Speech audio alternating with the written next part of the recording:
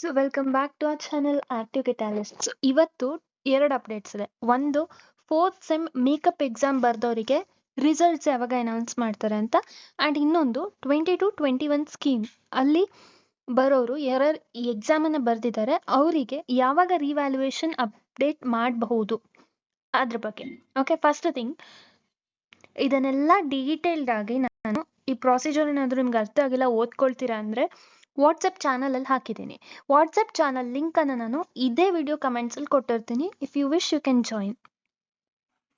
ಮೊದಲನೆಯದಾಗಿ fourth sem result ಯಾವಾಗ ಬರುತ್ತೆ ಅಂದರೆ either Monday or Tuesday deadline ಅಂದ್ಕೊಳ್ಳಿ.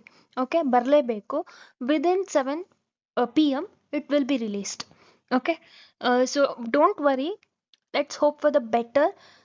ಜಾಸ್ತಿ ಟೆನ್ಷನ್ ಮಾಡ್ಕೋಬೇಡಿ. ಓಕೆ, ಯಾಕಂದರೆ ನಿಮಗೂ ಗೊತ್ತಿದೆ ಮೇಕಪ್ ಎಕ್ಸಾಮ್ ಅಂದರೆ they will have that concern. If teacher is good, they will definitely have that concern of checking it in a good way, lenient correction. ಹಾಗಂತ complete ಆಗಲ್ಲ. You should have return something. Pass ಆಗಬೇಕು ಅನ್ನೋರು at least page ಬರೆದಿರಬೇಕು.